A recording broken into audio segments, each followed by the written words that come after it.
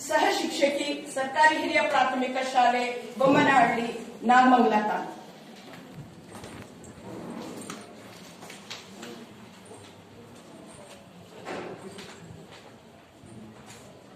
ಎಲ್ಲರಿಗೂ ಮಧ್ಯದ ಅವಧಿಯ ಶುಭ ನಾಮಗಳು.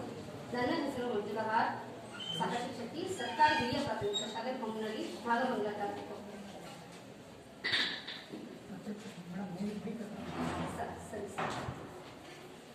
ಎರಡನೇ ಥೀಮು ಸಮುದಾಯದೊಡನೆ ಶಾಲೆಗಳ ಸಂಬಂಧ, ವರ್ತನೆ, ಚಿಂತನೆ. ಇದರ ಉಪ ಪರಿಕಲ್ಪನೆ ಶಾಲೆಯ ಶೈಕ್ಷಣಿಕ ಅಭಿವೃದ್ಧಿಯಲ್ಲಿ ಎಸ್ಡಿಎಂಸಿಯವರ ಸಹಕಾರವನ್ನು ಪಡೆಯಲು ಶಿಕ್ಷಕರ ವರ್ತನೆಯಲ್ಲಿ ಆಗಬೇಕಾದಂತಹ ಬದಲಾವಣೆ. ಈ ಒಂದು ಥೀಮ್ನ ಅಡಿಯಲ್ಲಿ ನಾನು ಆಯ್ದುಕೊಂಡಂತಹ ಶೀರ್ಷಿಕೆ ಶಿಕ್ಷಕರ ನಡೆ ಸಮುದಾಯದ ಕಡೆ, ಸಮುದಾಯದ ನಡೆ ಶಿಕ್ಷಕರ ಕಡೆ.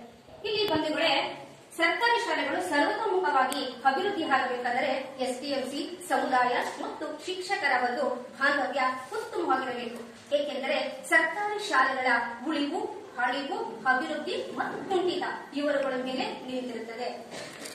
ಬಂಧುಗಳೇ, ನಾನು ಈ ಶೀರ್ಷಿಕೆಯನ್ನು 18 ವರ್ಷಗಳಲ್ಲಿ 2 ಶಾಲೆಗಳಲ್ಲಿ ನಿರ್ವಹಿಸಿದಂತಹ ಸ್ವ ಅನುಭವ, ಸವಾಲು ಮತ್ತು ಯಶಸ್ಸಿನ ಒಂದು ಯಶೋಗಾಥೆಯನ್ನು ಒಳಗೊಂಡಂತೆ ರಚನೆ ಮಾಡಿದ್ದೇನೆ. ಅದನ್ನು ನಿಮ್ಮ ಮುಂದೆ ತಿಳಿಸಲು ಇಚ್ಛೆ ಪಡ್ತೇನೆ. ನನ್ನ ಮೊದಲ ಶಾಲೆ ಸರ್ಕಾರಿ ಹಿರಿಯ ಪ್ರಾಥಮಿಕ ಶಾಲೆ ಸಿದ್ದಾಪುರಪಾಳ್ಯ, ಇದು ನಾಗಮಂಗಲ ತಾಲೂಕು. ಇಲ್ಲಿ ನಾನು ಏಕೋಪಾಧ್ಯಾಯ ಶಾಲಾ ಶಿಕ್ಷಕಿಯಾಗಿದ್ದೆ. ನನ್ನೊಟ್ಟಿಗೆ ಸಮುದಾಯ, ಎಸ್ಡಿಎಂಸಿ ಜೊತೆಗೆ ಹಳೆ ವಿದ್ಯಾರ್ಥಿಗಳ ಸಂಘ ಬೆನ್ನೆಲುಬಾಗಿ ನಿಂತು ಶಾಲೆಯ ಎಲ್ಲಾ ಕೆಲಸ ಕಾರ್ಯಗಳು ಕೂಡ ಸದಾ ಸೇವೆ ಇರುತ್ತಾ ಇತ್ತು. ಇಲ್ಲಿ ಕಂಡುಬಂದಂತಹ ಪ್ರಮುಖವಾದಂತಹ ಸಮಸ್ಯೆಗಳು ಇಷ್ಟೇ: ಶಾಲಾ ದಾಖಲಾತಿಯಲ್ಲಿ ಇಳಿಮುಖ ಇತ್ತು, ಕೊಠಡಿ ಸಮಸ್ಯೆ ಇತ್ತು, ಶೌಚಾಲಯದ ಸಮಸ್ಯೆ ಇತ್ತು, ಕುಡಿಯೋ ನೀರು, ಕಾಂಪೌಂಡ್ ಹಾಗೆ ಪೀಠೋಪಕರಣಗಳ ಸಮಸ್ಯೆ ಕೂಡ ಕಂಡುಬಂತು. ಇವೆಲ್ಲವನ್ನು ನಾನು ಸಮುದಾಯದೊಡನೆ ಸೇರಿಕೊಂಡು ಹಂತ ಹಂತವಾಗಿ ಪರಿಹರಿಸಿಕೊಳ್ತಾ ಬಂದೆ. ಇಲ್ಲಿ ನಾನು ಹೆಚ್ಚಾಗಿ ಗ್ರಾಮ ಪಂಚಾಯಿತಿ ಸಹಕಾರ, ಜಿಲ್ಲಾ ಪಂಚಾಯಿತಿ ಸಹಕಾರ ಹಾಗೂ ಹಳೆ ವಿದ್ಯಾರ್ಥಿಗಳ ಸಹಕಾರವನ್ನ ಹೆಚ್ಚಾಗಿ ನಾನು ಬಳಕೆ ಮಾಡಿಕೊಂಡೆ. ಅಷ್ಟೇ ಅಲ್ಲದೆ ಬಂಧುಗಳೇ, ಈ ಒಂದು ಶಾಲೆಯಲ್ಲಿದ್ದಂತಹ ದಾಖಲಾತಿ ಇಳಿಮುಖದ ಬಗ್ಗೆ ನಾನು ಹೇಳೋದಾದ್ರೆ, ನಾನು 2003 ಮತ್ತು 2004ರಲ್ಲಿ ಈ ಶಾಲೆಗೆ ಆರಂಭದಲ್ಲಿ ಹೋಗ್ತೀನಿ. ಅಲ್ಲಿ ಇದ್ದಿದ್ದು ಕೇವಲ 4 ಮಕ್ಕಳಿರ್ತವೆ. ಅದರಲ್ಲಿ 1 ಮಗು ಹಾಲಿ ಶಾಲೆ ಬಿಟ್ಟಿರುತ್ತೆ. ಅಷ್ಟೇ ಅಲ್ಲದೆ ಈ ಶಾಲೆ ಮುಚ್ಚುವ ಶಾಲೆಗಳ ಪಟ್ಟಿಯಲ್ಲಿ ಕ್ರಮಸಂಖ್ಯೆ 1ರಲ್ಲೇ ಇರುತ್ತೆ. ಅಷ್ಟೇ ಅಲ್ಲದೆ ಕೆಲವು ಮೈನ್ ಕಾರಣ ಅಂದ್ರೆ ಅಲ್ಲಿ ಶಿಕ್ಷಣದ ಒಂದು ಕೊರತೆ ಇತ್ತು. ಹಾಗಾಗಿ ಪೋಷಕರು ತಮ್ಮ ಮಕ್ಕಳನ್ನ ಅಕ್ಕಪಕ್ಕದ ಊರುಗಳ ಸರ್ಕಾರಿ ಶಾಲೆಗೆ ಒಂದಷ್ಟು ಮಕ್ಕಳನ್ನ ದಾಖಲು ಮಾಡಿದ್ರೆ, ಉಳ್ಳವರು ತಮ್ಮ ಮಕ್ಕಳನ್ನ ಖಾಸಗಿ ಶಾಲೆಗೆ ದಾಖಲು ಮಾಡಿರ್ತಾರೆ. ಹೀಗಾಗಿ ಇದನ್ನೆಲ್ಲ ನೋಡಿದಾಗ ನನಗೆ ತುಂಬಾ ಬೇಸರ ಆಯ್ತು. ಹಾಗಾಗಿ ನಾನು ಎಸ್ಡಿಎಂಸಿ ಮತ್ತು ಪೋಷಕರ ಒಂದು ಸಭೆಯನ್ನ ಆಯೋಜಿಸ್ತೀನಿ. ಅವ್ರಿಗೆಲ್ಲ ನಾನು ಒಂದು ಭರವಸೆನ ಕೊಡ್ತೀನಿ, ಗುಣಮಟ್ಟದ ಶಿಕ್ಷಣವನ್ನ ಕೊಡ್ತೀನಿ, ಜೊತೆಗೆ ಆಂಗ್ಲ ಭಾಷಾ ಶಿಕ್ಷಣಕ್ಕೆ ಹೆಚ್ಚಿನ ಒತ್ತನ್ನು ಕೊಟ್ಟು ಕಲಿಸ್ತೀನಿ ಒಂದು ಭರವಸೆನ ಕೊಡ್ತೀನಿ. ಹಾಗಾಗಿ ಪೋಷಕರೆಲ್ಲರೂ ಕೂಡ ನನ್ನ ಒಂದು ಮನವಿಗೆ ಹೋಗ್ಬಿಟ್ಟು ಆ ಮಕ್ಕಳನ್ನೆಲ್ಲ ಕರೆತಂದು ನನ್ನ ಶಾಲೆಗೆ ಸೇರಿಸ್ತಾರೆ. ಇಲ್ಲಿ ನಾನು ಕೂಡ ಮಕ್ಕಳಿಗೆ ಎಫೆಕ್ಟಿವ್ ಆಗಿ ಉತ್ತಮ ಪಾಠೋಪಕರಣಗಳೊಂದಿಗೆ ಗುಣಮಟ್ಟದ ಶಿಕ್ಷಣವನ್ನು ಆಂಗ್ಲ ಭಾಷಾ ಕಲಿಕೆಯೊಂದಿಗೆ ಕೊಡ್ತಾ ಬರ್ತೀನಿ. ಹೀಗಾಗಿ ಮಕ್ಕಳ ಒಂದು ಕಲಿಕೆಯಲ್ಲೂ ಕೂಡ ಉತ್ತಮ ಬೆಳವಣಿಗೆ ಕಂಡು ಬರುತ್ತೆ. ಅಷ್ಟೇ ಅಲ್ಲದೆ ಪೋಷಕರು ಕೂಡ ಬಹಳ ಸಂತೋಷ ಪಡ್ತಾ ಇದ್ರು, ಪ್ರಶಂಸಿಸ್ತಾ ಇದ್ರು. ಈ ಶಾಲೆಯಲ್ಲಿ ಬಂಧುಗಳೇ, ನಾನು 11 ವರ್ಷಗಳ ಕಾಲ ಸೇವೆನ ಮಾಡ್ತೀನಿ. ಅಷ್ಟು ವರ್ಷವೂ ಕೂಡ ಒಂದು ಮಗು ಖಾಸಗಿ ಶಾಲೆ ಕಡೆ ಹೋಗಿ ಕಲಿಯಕ್ಕೆ ನಾನು ಅವಕಾಶ ಮಾಡಿಕೊಂಡಿಲ್ಲ. ನಂತರ 2014-15ನೇ ಸಾಲಿಗೆ ಕೋರಿಕೆ ವರ್ಗಾವಣೆಯೊಂದಿಗೆ ನಾನು ಸರ್ಕಾರಿ ಹಿರಿಯ ಪ್ರಾಥಮಿಕ ಶಾಲೆ ಬೊಮ್ಮನಹಳ್ಳಿಗೆ ಬರ್ತೀನಿ. ಇಲ್ಲಿ ಸಮಸ್ಯೆಗಳು, ಭೌತಿಕ ಸಮಸ್ಯೆಗಳ ಕೊರತೆಯ ಆಗರವೇ ಇರುತ್ತೆ. ಮುಖ್ಯವಾಗಿ ದಾಖಲಾತಿಗಳು ಇಳಿಮುಖ ಇರುತ್ತೆ, ಕೊಠಡಿ ಸಮಸ್ಯೆ, ಶೌಚಾಲಯದ ಸಮಸ್ಯೆ ಮತ್ತು ಖಾಸಗಿ ಶಾಲೆಗಳ ಒಂದು ಆಕರ್ಷಣೆ ಇರುತ್ತೆ, ಶಾಲಾ ಬಿಟ್ಟ ಮಕ್ಕಳ ಒಂದು ಸಮಸ್ಯೆ ಇರುತ್ತೆ, ಕುಡಿಯೋ ನೀರು, ಹೀಗೆ ಹಲವಾರು ರೀತಿಯ ಸಮಸ್ಯೆಗಳ ಸರಮಾಲೆನೇ ಇಲ್ಲಿರುತ್ತೆ. ಬಂಧುಗಳೇ, ಕೆಲವು ಉದ್ದೇಶಗಳನ್ನ ನಾವು ಈಡೇರಿಸಿಕೊಂಡ್ರೆ ಇನ್ನು ಕೆಲವು ಉದ್ದೇಶಗಳು ಈಡೇರಿಕೆ ಆಗದೆ ಈಗಲೂ ಕೂಡ ಕುಂಟು ತೆವಳುತ್ತಾ ಸಾಕ್ತಾ ಇದೆ. ಇನ್ನು ನಾನು ಈ ಸಮಸ್ಯೆಗಳ ಹೇಳಿದಲ್ಲ, ಸಮಸ್ಯೆಗಳ ಸರಮಾಲೆ, ಇದನ್ನೆಲ್ಲ ನೋಡಿದಾಗ ನಿಜಕ್ಕೂ ನನಗೆ ಬೇಸರ ಆಯ್ತು. ನಾನು ಯಾಕಾದ್ರೂ ಈ ಶಾಲೆ ಬಂದೆ ಅನಿಸ್ಬಿಟ್ಟು ಅಷ್ಟು ನನಗೆ ಬೇಜಾರಾಯ್ತು. ಹಾಗಂತ ನಾನು ಸುಮ್ಮನೆ ಇರಲಿಲ್ಲ. ಸಾವಿಲ್ಲದೆ ಸತ್ತರೆ, ಸಾಧನೆಗಳಿಲ್ಲದೆ ಸತ್ತರೆ ಸಾವಿಗೆ ಅವಮಾನ ಅನ್ನೋ ರೀತಿ ನಾನು ಈ ಸಮಸ್ಯೆಗಳೆಲ್ಲ ನಾನು ಯಾಕೆ ಸವಾಲಾಗಿ ತಗೋಬಾರ್ದು, ನನ್ನ ನಡೆನ ಮೊದಲಿನ ಶಾಲೆ ಹಾಗೆ ಸಮುದಾಯದ ಕಡೆ ಯಾಕೆ ಕೊಡಬಾರ್ದು ಅನ್ನೋ ಒಂದು ಆಲೋಚನೆಯನ್ನು ನಾನು ಮಾಡ್ತೀನಿ. ಸರ್, ಇದು ಹೊಸ ಸ್ಥಳ, ಮುಖ್ಯ ಶಿಕ್ಷಕರಿದ್ರು, ಮುಖ್ಯ ಶಿಕ್ಷಕರು ಮತ್ತು ಸಹ ಶಿಕ್ಷಕರ ಜೊತೆ ನಾನು ಚರ್ಚಿಸ್ತೀನಿ. ಈ ಸಮಸ್ಯೆಗಳ ಬಗ್ಗೆ ಚರ್ಚಿಸಿದಾಗ ಮತ್ತು ಅವ್ರು ಯಾವ ರೀತಿ ಪರಿಹರಿಸ್ಕೋಬೇಕಾದ ವಿಚಾರವನ್ನು ಕೂಡ ನಾನು ವಿವರಿಸಿದಾಗ ನಿಜಕ್ಕೂ ಆ ಶಿಕ್ಷಕರೆಲ್ಲರೂ ಕೂಡ ಬಹಳ ಉತ್ಸಾಹದಿಂದ ಆಸಕ್ತಿಯೊಂದಿಗೆ ದಾಖಲಾತಿ ಹೆಚ್ಚಿಸೋದ್ರಲ್ಲಾಗ್ಬೋದು ಮತ್ತೆ ಸೌಲಭ್ಯಗಳನ್ನು ಪಡ್ಕೊಳ್ಳೋದ್ರಲ್ಲಾಗ್ಬೋದು ಬೋಧನೆಯಲ್ಲಾಗ್ಬೋದು ಬಹಳ ನನ್ನೊಟ್ಟಿಗೆ ಮುನ್ನುಗ್ತಾ ಇದ್ರು. ಹೀಗೆ ಮುನ್ನುಗ್ಗಿದ್ರಿಂದಲೇ ನಮ್ಮ ಶಾಲೆಯ ಕೆಲವು ಉದ್ದೇಶಗಳನ್ನ ನಾವು ಈಡೇರಿಸಿಕೊಳ್ಳುವಲ್ಲಿ ಸಫಲತೆಯನ್ನ ಪಡ್ಕೊಂಡು ನನ್ನ ಶಾಲೆಯಲ್ಲಿ ಪ್ರಮುಖವಾಗಿ 3 ಉದ್ದೇಶಗಳು ಎದ್ದು ಕಾಣಿಸ್ತಾ ಇದ್ವು.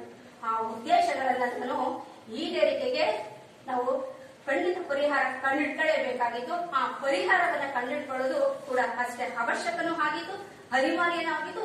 ಅಷ್ಟೇ ಅಲ್ಲದೆ ಅಲ್ಲಿ ಸವಾಲುಗಳು ಮತ್ತು ಸಮಸ್ಯೆಗಳನ್ನು ಕೂಡ ನಾವು ಎದುರಿಸಬೇಕಾಯಿತು. ನನ್ನ ಶಾಲೆಯ ಮೊದಲ ಉದ್ದೇಶ ಈಡೇರಿಕೆ ಮತ್ತು ಪರಿಹಾರದ ಬಗ್ಗೆ ನಾನು ಹೇಳಿದ್ದಾರೆ ಬಂಧುಗಳೇ. ಈ ಶಾಲೆಯಲ್ಲಿ ಮೊದಲು ಮಕ್ಕಳ ದಾಖಲಾತಿ ಸಂಖ್ಯೆನ ನಾವು ಹೆಚ್ಚು ಮಾಡ್ಕೋಬೇಕಾಯ್ತು. ಕಾರಣವಿಷ್ಟೇ, ಅಲ್ಲಿ 4 ಖಾಸಗಿ ಶಾಲೆಗಳಿದ್ದು ಎಡ ಬಲ ಹಿಂದೆ ಮುಂದೆ ಎಲ್ಲ ಅರ್ಧ ಕಿಲೋಮೀಟರ್ 1 ಕಿಲೋಮೀಟರ್ ಒಳಗಡೆ ಖಾಸಗಿ ಶಾಲೆಗಳಿದ್ದು. ಹೀಗಾಗಿ ಪೋಷಕರೆಲ್ಲ ತಮ್ಮ ಮಕ್ಕಳನ್ನ ಖಾಸಗಿ ಶಾಲೆಗೆ ಹಾಕ್ತಾ ಇದ್ರು. ಹಾಗಾಗಿ ನಮ್ಮ ಶಾಲೆಯಲ್ಲಿ ದಾಖಲಾತಿ ಪ್ರಮಾಣ ಇಳಿಮುಖವಾಗ್ತಾ ಇತ್ತು. ಇದನ್ನ ಮನಗಂಡಂತಹ ನನ್ನ ಎಲ್ಲ ವೃತ್ತಿ ಬಾಂಧವರು ಕೂಡ ಅಂತ ಪೋಷಕರ ಮನೆಗೆ 2 ಸಾರಿ 3 ಸಾರಿ ತೆರಳಿ ಅವರಿಗೆ ಒಂದು ಭರವಸೆನ ಕೊಡ್ತಾ ಇದ್ರು. ಎಂತ ಭರವಸೆ ಅಂದ್ರೆ, ಈ ಮಕ್ಕಳಿಗೆ ಸತ್ಯವಾಗ್ಲೂ ನಾವು ಗುಣಮಟ್ಟದ ಶಿಕ್ಷಣವನ್ನು ಈ ಕಾನ್ವೆಂಟ್ಗಳ ಒಂದು ಸ್ಥಳದಲ್ಲಿ ಆಂಗ್ಲ ಭಾಷೆಗೆ ಹಿಂದಿ ಭಾಷೆಗೆ ಹೆಚ್ಚಿನ ಕಲಿಕೆಯನ್ನ ಕೊಟ್ಟು ನಾವು ಕಲಿಸ್ತೀವಿ ಅನ್ನೋ ಒಂದು ಭರವಸೆನ ಕೊಡ್ತೀವಿ. ಹಾಗಾಗಿ ಪೋಷಕರು ನಮ್ಮ ಭರವಸೆ ಮೇಲೆ ನಂಬಿಕೆಯನ್ನು ಇಟ್ಟು ಮರು ವರ್ಷವೇ ತಮ್ಮ ಮಕ್ಕಳನ್ನ ನಮ್ಮ ಶಾಲೆಗೆ ದಾಖಲು ಮಾಡ್ತಾರೆ. 5-6 ಮಕ್ಕಳು ಶ್ರೀಮಂತರ ಮಕ್ಕಳು ಬರಲ್ಲ ಅಷ್ಟೇ.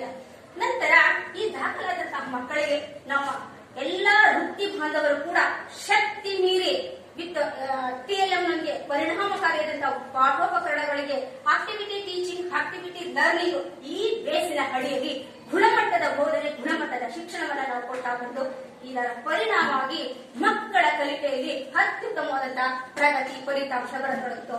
ಇದು ಸ್ವತಃ ವಿಸಿಟ್ ಕೊಡ್ತಕ್ಕಂಥ ಎಲ್ಲ ಅಧಿಕಾರಿಗಳು ಕೂಡ ನಮ್ಮ ಶಾಲಾ ಮಕ್ಕಳ ಆಂಗ್ಲ ಭಾಷೆಯನ್ನು ಸರಾಗಿ ಓದೋದನ್ನ ಸರಾಗವಾಗಿ ಬರೆಯೋದನ್ನ ಗುರುತಿಸಿದ್ದಾರೆ. ಅಷ್ಟೇ ಅಲ್ಲ ಬಂಧುಗಳೇ, ಈ ಪೋಷಕರು ಕೂಡ ತಮ್ಮ ಮಕ್ಕಳ ಕಲಿಕೆ ಮತ್ತು ಅವರ ಪ್ರಗತಿಯನ್ನು ಕಂಡು ಬಹಳ ಉತ್ಸಾಹ ಸಂತೋಷವನ್ನು ಪಡ್ತಾ ಇದ್ರು. ಜೊತೆಗೆ ನಮ್ಮ ಶಾಲೆಯ ಮೇಲೆ ಹೆಚ್ಚು ಆಕರ್ಷಣೆ ಮತ್ತು ನಂಬಿಕೆನ ಇಡ್ತಾ ಇದ್ರು. ಈ ರೀತಿಯಾಗಿ ನಮ್ಮ ಶಾಲೆ ಪ್ರತಿ ವರ್ಷ ದಿನದಿಂದ ದಿನಕ್ಕೆ ವರ್ಷದಿಂದ ವರ್ಷಕ್ಕೆ ಹೆಚ್ಚು ಒಳ್ಳೆ ಹೆಸರನ್ನ ಮಾಡ್ತಾ ಹೋಯಿತು. ಹಾಗಾಗಿ ಬಂಧುಗಳೇ, ಈ ನಮ್ಮ ಶಾಲೆ ಕೇವಲ ಬೋಧನೆ ಮತ್ತು ಕಲಿಕೆಯನ್ನು ಹೆಸರು ಮಾಡಲಿಲ್ಲ, ಒಂದಜ್ಜೆ ಪಠ್ಯೇತರ ಚಟುವಟಿಕೆಯಲ್ಲೂ ಕೂಡ ಮುಂದೆ ಹೋಗುತ್ತೆ. ಹೇಗೆಂದ್ರೆ 2019 ಮತ್ತು 2020ನೇ ಸಾಲಿನಲ್ಲಿ ಹೋದ ವರ್ಷ ನಮ್ಮ ಶಾಲೆಯಲ್ಲಿ 7ನೇ ತರಗತಿ ವಿದ್ಯಾರ್ಥಿ ಕನ್ನಡದ ಕೋಟ್ಯಾಧಿಪತಿ ಕಾರ್ಯಕ್ರಮಕ್ಕೆ ಆಯ್ಕೆ ಆಗ್ತಾರೆ. ಅವರು ಆಯ್ಕೆಯಾಗಿ ಮೊದಲ ಸುತ್ತಿನಲ್ಲೇ ಎಲ್ಲಾ ಪ್ರೌಢಶಾಲಾ ವಿದ್ಯಾರ್ಥಿಗಳನ್ನ ಬದಿಗುತ್ತಿ ಹಾರ್ಟ್ ಸಿಟಿಗೆ ಬಂದು ಕುಳಿತು ಅಮೋಘವಾದಂತಹ ಅದ್ಭುತವಾದಂತಹ ಒಂದು ಪ್ರದರ್ಶನವನ್ನು ಕೊಡ್ತಾರೆ. ಎಲ್ಲ ಕರ್ನಾಟಕದ ಎಲ್ಲಾ ಪ್ರೇಕ್ಷಕರ ಮನವನ್ನ ಗೆಲ್ತಾರೆ. ಇವಳು ನಮ್ಮ ಶಾಲೆಯನ್ನ ಕರ್ನಾಟಕದೆಲ್ಲ ಕೂಡ ಗುರುತಿಸುವಾಗೆ ಮಾಡ್ತಾರೆ. ಹೀಗಾಗಿ ಅಕ್ಕಪಕ್ಕ ದೂರುಗಳ ಪೋಷಕರು ನಮ್ಮ ಶಾಲೆಯ ಮೇಲೆ ಆಕರ್ಷಣೆ ಹೊಂದಿ ಸುಮಾರು 15 ಊರುಗಳ ಪೋಷಕರು ಆಕರ್ಷಣೆನ ಹೊಂದಿ ತಮ್ಮ ಮಕ್ಕಳ ಖಾಸಗಿ ಶಾಲೆಯನ್ನು ಬಿಡಿಸಿ ನಮ್ಮ ಸರ್ಕಾರಿ ಶಾಲೆಗೆ ದಾಖಲು ಮಾಡಿದ್ದಾರೆ ಮತ್ತು ಮಾಡ್ತಲೂ ಇದ್ದಾರೆ. ಹೀಗೆ ಈ ಮಕ್ಕಳಿಗೆ ಹೋಗಿ ಬರಲು ಅನುಕೂಲವಾಗುವ ರೀತಿಯಲ್ಲಿ ನಾವು ಕೂಡ ಸರ್ಕಾರಿ ಸಾರಿಗೆ ವ್ಯವಸ್ಥೆಯನ್ನು ಕೂಡ ಮಾಡಿಕೊಟ್ಟಿರೋದಲ್ಲದೆ ನಮ್ಮ ಶಾಲೆಯ ಸಮೀಪದಲ್ಲೇ ಕೂಡ ಸೂಕ್ತ ಕೋರಿಕೆ ನಿಲುಗಡೆ ಒಂದು ವ್ಯವಸ್ಥೆಯನ್ನು ಕೂಡ ಮಾಡಿಕೊಟ್ಟು ಈ ಮಕ್ಕಳ ಒಂದು ಶಿಕ್ಷಣಕ್ಕೆ ನಾವು ಹೆಚ್ಚಿನ ಒಂದು ಪ್ರೋತ್ಸಾಹವನ್ನ ಕೊಡ್ತಾ ಬಂದಿದ್ದೀವಿ ಬಂಧುಗಳೇ. ಪ್ರಾರಂಭದಲ್ಲಿ ಈ ಶಾಲೆಗೆ ಬಂದಾಗ 2014-15 ಕೇವಲ 32 ಮಕ್ಕಳಿದ್ದಂತಹ ಈ ನಮ್ಮ ಶಾಲೆ ಈಗ 2020-21 ಸಾಲಿಗೆ 135 ಮಕ್ಕಳ ದಾಖಲಾತಿಯೊಂದಿಗೆ ನಮ್ಮ ಶಾಲೆ ದಾಖಲು ಹಾಕ್ತಾ ಇದೆ. ನನ್ನ ಈ ಶಾಲೆಯ 2ನೇ ಉದ್ದೇಶ ಈಡೇರಿಕೆ ಮತ್ತು ಸವಾಲಿನ ಬಗ್ಗೆ ಹೇಳಿದ್ದಾರೆ ಬಂಧುಗಳೇ. ಈ ನಮ್ಮ ಶಾಲೆಯಲ್ಲಿ ಶಾಲೆಯುಕ್ತ ಮಕ್ಕಳುಗಳ ಸಂಖ್ಯೆ ಹೆಚ್ಚಾಗ್ತಾ ಹೋಗ್ತಾ ಇತ್ತು. ಹಾಗೆ ಆ ಮಕ್ಕಳನ್ನ ನಾವು ಹಾಗೆ ಬಿಡಲಿಲ್ಲ. ಆ ಮಕ್ಕಳನ್ನ ಶಾಲೆಯ ಶಿಕ್ಷಣದ ಒಂದು ಮುಖ್ಯ ಮಹಲಿಗೆ ತರುವುದು ಅನಿವಾರ್ಯವಾಗಿತ್ತು. ಹೀಗಾಗಿ ನಾವು ಇಂತಹ ಕಿರಿಯ ಪ್ರಾಥಮಿಕ ಶಾಲೆಯನ್ನು ಹಿರಿಯ ಪ್ರಾಥಮಿಕ ಶಾಲೆಯನ್ನಾಗಿ ಮಾಡುವುದು ನಮ್ಮ ಘನ ಉದ್ದೇಶವಾಗಿತ್ತು. ಏಕೆಂದ್ರೆ ನಮ್ಮ ಶಾಲೆ ರಾಷ್ಟ್ರೀಯ ಹೆದ್ದಾರಿ 75 ಮಂಗಳೂರು ಟು ಬೆಂಗಳೂರು ಈ ಒಂದು ಹೈವೇಗೆ ಬಹಳ ಸಮೀಪದಲ್ಲಿದೆ. ಹಾಗಾಗಿ HP ಶಾಲೆಗೆ ಹೋಗ್ಬೇಕಂದ್ರೆ ಈ ಮಕ್ಕಳು ಹೆದ್ದಾರಿನ ದಾಟ್ಕೊಂಡು 3-3.5 ಕಿಲೋಮೀಟರ್ ದೂರ ಹೋಗ್ಬೇಕಾಗಿತ್ತು. ಹೋಗ್ತಕ್ಕಂಥ ಸಂದರ್ಭದಲ್ಲಿ ಒಂದು ಮಗುವಿಗೆ ಸಣ್ಣ ಅಪಘಾತವೂ ಕೂಡ ಆಗುತ್ತೆ. ಹಾಗಾಗಿ ಪೋಷಕರು ಈ ಮಕ್ಕಳನ್ನ ಶಾಲೆ ಬಿಡಿಸಿ ಗಂಡು ಮಕ್ಕಳನ್ನ ಹೋಟೆಲ್ ಮತ್ತು ಗ್ಯಾರೇಜ್ ಕೆಲಸಕ್ಕೆ ಸೇರಿಸಿದ್ರೆ ಹೆಣ್ಣು ಮಕ್ಕಳನ್ನ ತಮ್ಮೊಟ್ಟಿಗೆ ಕಟ್ಟಿಕೊಂಡು ಕೂಲಿ ಕೆಲಸ, ಗಾರೆ ಕೆಲಸ, ಸಣ್ಣ ಮಕ್ಕಳ ಪಾಲನೆ ಪೋಷಣೆ ಕೆಲಸಕ್ಕೆ ಇವರು ನಿಯೋಜನೆ ಮಾಡ್ಕೊತಾರೆ. ಸಾಲಕ್ಕೆ ನಮ್ಮ ಶಾಲಾ ಆವರಣದಲ್ಲಿ ಪ್ರೌಢಶಾಲೆಯಲ್ಲಿ ಇತ್ತು, ಸರ್ಕಾರಿ ಪ್ರೌಢಶಾಲೆಯಲ್ಲಿ ಇತ್ತು. ಇದನ್ನೆಲ್ಲ ನಾವು ಮನಗಂಡಂತಹ ಸಹೋದ್ಯೋಗಿ ಮಿತ್ರರು ನಾವು ಹೇಗಾದ್ರೂ ಮಾಡಿ ಎಜುಕೇಶನ್ ಶಾಲೆ ಮಾಡಲೇಬೇಕನ್ನೋ ಒಂದು ಪಣವನ್ನ ತೊಟ್ಟು 2-3 ಸಲ ನಾವು STM ಸಭೆಯನ್ನ ಕರೆದು ಅವರ ಒಮ್ಮತ ಅಭಿಪ್ರಾಯವನ್ನ ಕೇಳಿದಾಗ ಎಲ್ಲರ ಒಮ್ಮತ ಅಭಿಪ್ರಾಯನೂ ಕೂಡ HPS ಶಾಲೆ ಮಾಡಲೇಬೇಕು ಅನ್ನೋ ರೀತಿ ಇದ್ದಿದ್ರಿಂದ ಒಮ್ಮತ ಸಹಿಯನ್ನ ಸಂಗ್ರಹಿಸಿ ಕ್ಷೇತ್ರ 2015-16ರಲ್ಲಿ ಕ್ಷೇತ್ರ ಶಿಕ್ಷಣಾಧಿಕಾರಿಗಳ ಒಂದು ಆವಾಹನೆ ಸಲ್ಲಿಸ್ತೀವಿ. ಅವರು ಹೇಳಿದ್ದು ಇಷ್ಟೇ, ನೋಡ್ರಿ ನಿಮ್ಮಲ್ಲಿ 2 ಕೊಠಡಿಗಳು ಬಿಟ್ರೆ ನೀವ್ ಹೆಂಗ್ HPS ಮಾಡ್ತೀರಾ? ಮೂಲಭೂತ ಸೌಲಭ್ಯಗಳ ಕೊರತೆ ಇದೆ, ಹಾಗಾಗಿ ನೀವು HPS ಮಾಡೋದು ಬೇಡ, LPS ಇರ್ಲಿ, ಈ ಒಂದು ಮನವಿನ ನಾನು ಹೇಳ್ಬಿಡ್ತೀನಿ ಅಂತ ಹೇಳ್ತಾರೆ. ಅವರಂತೆ ಉಳಿದ PRCಗಳು, BRPಗಳು, ECಗಳು ಕೂಡ ಅವರ ಮಾತಿನಂತೆ ದೊರೆಕೊಡ್ತಾರೆ. ಕೊನೆಗೆ ಅಕ್ಕಪಕ್ಕದ ಶಾಲೆಯ ಮುಖ್ಯ ಶಿಕ್ಷಕರು, ಸಹ ಶಿಕ್ಷಕರು ಕೂಡ ಒಂಥರ ಚುಚ್ಚುಮಾತು, ಎಲ್ಲಿ HPS ಆದ್ರೆ ನಮ್ಮ ಶಾಲೆಗೆ ಸ್ಟ್ರೆಂತ್ ಕಡಿಮೆ ಆಗುತ್ತೆ ಅಂತ. ಆದರೂ ಕೂಡ ಪೋಷಕರ ಒತ್ತಡ, ಗ್ರಾಮಸ್ಥರ ಒತ್ತಡ, ಸಮುದಾಯದ ಒತ್ತಡ, ಶಿಕ್ಷಕಿಯರಾಗಿ ನಮ್ಮೆಲ್ಲರ ಒತ್ತಡ ದಿನಕ್ಕೆ ಹೆಚ್ಚಾಗ್ತಾ ಹೋಯಿತು. ಒತ್ತಡ ಹೆಚ್ಚಾದ ಪರಿಣಾಮ ಕ್ಷೇತ್ರ ಶಿಕ್ಷಣಾಧಿಕಾರಿಗಳು ಒಂದು ಮೌಖಿಕ ಆದೇಶವನ್ನ ಕೊಟ್ಟು 2 ವರ್ಷದ ನಂತರ ಅವರು ದಾಖಲಾತಿಯಲ್ಲಿನ ಒಂದು ಪ್ರಗತಿ, ತನಿಖೆಯಲ್ಲಿನ ಪ್ರಗತಿ ಎರಡನ್ನೂ ಕೂಡ ಪರಿಶೀಲನೆ ಮಾಡಿ ಎರಡನ್ನೂ ಕೂಡ ಉತ್ತಮ ಫಲಿತಾಂಶ ಇದ್ದುದರಿಂದ ನಮ್ಮ ಶಾಲೆಗೆ 2017-18ನೇ ಸಾಲು ಜುಲೈ ಮಾಹೆಯಲ್ಲಿ ಉನ್ನತೀಕರಿಸಿದ ಒಂದು ಲಿಖಿತ ಆದೇಶವನ್ನ ಕೊಡ್ತಾರೆ. ಆಗ ನಮ್ಮ ಶಾಲೆಗೆ ಶಾಲೆಬಿಟ್ಟ ಮಕ್ಕಳ ಸಂಖ್ಯೆನೂ ಇದಂತೂ 7ನೇ ತರಗತಿ ಪೂರ್ಣಗೊಳಿಸಿದ ಮಕ್ಕಳನ್ನು ಪಕ್ಕದಲ್ಲಿದ್ದ ಪ್ರೌಢಶಾಲೆಗೆ ನಾವು ದಾಖಲು ಮಾಡ್ತಾ ಬಂಧುಗಳೇ, ನನ್ನ ಒಂದು ಶಾಲೆಯ 3ನೇ ಉದ್ದೇಶ ಈಡೇರಿಕೆ ಮತ್ತು ಪರಿಹಾರದ ಬಗ್ಗೆ ಹೇಳೋದಾದ್ರೆ, ನಮ್ಮ ಶಾಲೆಯಲ್ಲಿ ಕೊಠಡಿ ಸಮಸ್ಯೆ ಇತ್ತು. ಇದ್ದಿದ್ದು ಕೇವಲ 2 ಕೊಠಡಿಗಳು, ಒಂದು ನಲಿಕಲಿ ಮಕ್ಕಳಿತ್ತು, ಇನ್ನೊಂದು 4-5 ತರಗತಿ ಮಕ್ಕಳಿತ್ತು. ಅದರಲ್ಲಿ ಮುಖ್ಯ ಶಿಕ್ಷಕರ ಕೊಠಡಿನೂ ಬೇರೆ. ಇದನ್ನ 6 ಮತ್ತು 7ನೇ ತರಗತಿ ಮಕ್ಕಳನ್ನ ಮರದ ಕೆಳಗೆ ಜಗಲಿಯ ಒಂದು ಕಾರಿಡಾರಲ್ಲಿ ಕೂರಿಸಿಕೊಂಡು ಪಾಠ ಓದೋದ್ರಿಂದ ಚಳಿ, ಮಳೆ, ಬಿಸಿಲಿನ ಒಂದು ಅನುಭವದೊಂದಿಗೆ ನಾವು ಮಾಡ್ತಾ ಬಂದು. ಹಾಗಾಗಿ ಈ ನಡುವೆ ಜನಪ್ರತಿನಿಧಿಗಳ ಹತ್ರ, ಶಾಸಕರ ಹತ್ರ, ಹಾಗಾಗಿ ರಾಜಕೀಯ ಮುಖಂಡರ ಹತ್ರ ನಾವು ಕೊಠಡಿಗೆ ಮನವಿ ಮೇಲೆ ಮನವಿ ಕೊಡ್ತಾ ಬಂದು ಅದು ಕೂಡ ಅಂತಹ ಸ್ಪಂದನೆ ಏನೂ ಸಿಗಲಿಲ್ಲ. ಹೀಗೆ 4 ವರ್ಷಗಳು ಕಳೆದು ನಂತರ ನಮ್ಮ ಶಾಲೆಯ ಪಕ್ಕದ ಊರಿನಲ್ಲಿ ಕನ್ನಘಟ್ಟ ಅಂತ ಇತ್ತು. ಅವರು ಅಲ್ಲಿ ಪುರಸ್ವಾಮಿಗೌಡರು ಅವರು ದಾನಿಗಳು ಮತ್ತು ಸಮಾಜ ಸೇವಕರು ಕೂಡ ಆಗಿದ್ರು. ಅವರ ಬಳಿ ನಾವು ಈ ರೀತಿಯ ಕೊಠಡಿ ಸಮಸ್ಯೆ ವಿಚಾರವಾಗಿ ಕೇಳಿದಾಗ ನಿಜವಾಗ್ಲೂ ಅವರ ಹತ್ರ ನಾವು 3-4 ಸಲ ಮನವಿ ಮಾಡ್ಕೊಂಡು ಕೊನೆಗೆ ಯಾಕೂ ಸ್ಪಂದಿಸ್ಲಿಲ್ಲ. ಒಂದ್ ದಿವಸ ಮಹಿಳಾ ಸದಸ್ಯರನ್ನೆಲ್ಲ ಕರ್ಕೊಂಡು, ಅಂದ್ರೆ ತಾಯಿಯನ್ನೆಲ್ಲ ಕರ್ಕೊಂಡು, CRP ಅವ್ರನ್ನ ಕರ್ಕೊಂಡು ನಾವೆಲ್ಲಾ ಶಿಕ್ಷಕರು ಬೆಂಗಳೂರು ನಿವಾಸದತ್ತ ಅವ್ರ ಮನೆಗೆ ಹೋಗ್ತೀವಿ. ಅಲ್ಲಿ ನಮ್ಮ ಶಾಲೆಯ ಸಂಪೂರ್ಣ ಚಿತ್ರಣ, ಅಂದ್ರೆ ಮೊದಲೇ ಕೇಳ್ತಾ ಇದ್ದಿದ್ದು, ಜಗ್ಗಿ ಮೇಲೆ ಕೂರಿಸ್ಕೊಂಡಿತ್ತು, ಇದನ್ನೆಲ್ಲವನ್ನು ಕೂಡ ನಾವು ಲಿಖಿತ ಮನೆಯೊಂದಿಗೆ ಹರಸ್ತಾ ಕೊಡ್ತೀವಿ. ಅವರು ಪದೇ ಮೊದಲೇ ಕೇಳ್ಕೊಂಡಿದ್ದು. ಹಾಗಾಗಿ ಅದನ್ನೆಲ್ಲ ಓದಿ ನೋಡ್ರಿ, ನಿಮ್ ಬೆಳ್ಳೂರು ವ್ಯಾಪ್ತಿಯಲ್ಲಿ 2 ಮಕ್ಕಳ ಮನೆಗೆ ನಾನು ಸಾಕಷ್ಟು ಡೊನೇಟ್ ಕೊಟ್ಟಿದ್ದೀವಿ, ಈಗ ನಾವು ನಮ್ಮ ಕಂಪ್ನಿ ನಷ್ಟದಲ್ಲಿದ್ದಾರೆ ಅಂತಾರೆ. ಆದ್ರೂ ಕೂಡ ನೋಡಿ ಒಂದು 3 ಲಕ್ಷ ಕೊಡ್ತೀವಿ, ಒಂದ ಸೀಟ್ ಎಳಿಸ್ಕೊಂಡು ಈಗ 1-2 ಮಾಡ್ಕೊಳ್ತಾರೆ. ನಾವ್ ಏನೂ ಮಾತಾಡಲ್ಲ, ಸುಮ್ಮನೆ ನಿಂತ್ಕೋತೀವಿ. ಈ ತಾಯಿಯಿಂದ ಏನ್ ಮಾಡ್ತಾರೆ, ಒಂದು ಭೂಕಂಪದ ಮನವಿಯನ್ನ ಮಾಡ್ಕೊತಾರೆ. ಸ್ವಾಮಿ, ನಾವು ಬಡವರು, ನಾವ್ ಹೆಣ್ಣುಮಕ್ಳು ನಮ್ಮ ಮನೆ ಗೌರಿ ಹಬ್ಬನ ಬಿಟ್ಟು, ನಾವು ಗೌರಿ ಹಬ್ಬದ ಮನೆ ಬೆಳಗ್ಗೆ ಹೋಗಿದ್ದು, ನಮ್ಮ ಗೌರಿ ಹಬ್ಬವನ್ನ ಮಾಡೋದ್ ಬಿಟ್ಟು ನಿಮ್ಮ ಮನೆ ಹಬ್ಬಕ್ಕೆ ಬಂದ್ತೀವಿ, ದಯಮಾಡಿ ನಮ್ಮನ್ನ ಬರೀ ಕೈ ಕಳಿಸ್ಬೇಡಿ, ನಮ್ಗೆ ಪಾತ್ರ ಕೊಟ್ಟು ಕಳಿಸಿ ಅಂತ ಒಂದು ಮಾತನ್ನ ಕೇಳ್ತಾರೆ. ಪಾಪ ಆ ಮನವಿಗೂ ಗೊತ್ತಿಲ್ಲ, ನಮ್ಮ ಮನವಿಗೂ ಗೊತ್ತಿಲ್ಲ. ಅವರು ಆ ಸಮಯಕ್ಕೆ 10 ಲಕ್ಷ ರೂಗಳ ಒಂದು ಚೆಕ್ ಅನ್ನ ಮುಖ್ಯ ಶಿಕ್ಷಕರ ಹಸ್ತಕ್ಕೆ ಇದಕ್ಕೂ ಕೊಟ್ಟ ನಂತರ ಕೆಲವು ಸದೃಢವಾದ ವಿಶಾಲವಾದಂತಹ ಕೊಠಡಿಗಳನ್ನು ನಾವು ನಿರ್ಮಿಸಿಕೊಟ್ಟಿವಿ. ಇಂಥ ಕೊಡುಗೆ ದಾನಿಗೆ ದಾರಶೂರರಿಗೆ ನಿಮ್ಮೆಲ್ಲರ ಪರವಾಗಿ ಒಂದು ಅನಂತ ಧನ್ಯವಾದಗಳನ್ನು ನಮಗೆ ಅರ್ಪಿಸೋಣ. ಇನ್ನು ನಮ್ಮ ಶಾಲೆಯಲ್ಲಿ ಇನ್ನೂ ಕೆಲವು ಮೂಲಭೂತ ಸೌಲಭ್ಯಗಳಿದ್ದು, ಹಾಗಾಗಿ ಮೂಲಭೂತ ಸೌಲಭ್ಯಗಳ ಕೊರತೆ ಇದ್ದು, ಹಾಗಾಗಿ ಆದಿಚುಂಚನಗಿರಿ ವಿಶ್ವವಿದ್ಯಾನಿಲಯದ ಕುಲಾಧಿಪತಿಗಳಾದಂತಹ ಶ್ರೀ ನಿರ್ಮಲಾನಂದ ಸ್ವಾಮೀಜಿಗಳು ನಮ್ಮ ಶಾಲೆಯ ದತ್ತು ತೆಗೆದುಕೊಂಡು ಉಳಿದ ಎಲ್ಲ ಮೂಲಭೂತ ಕೊರತೆಗಳನ್ನ ನೀಗಿಸ್ತಾ ಬಂದಿದ್ದಾರೆ.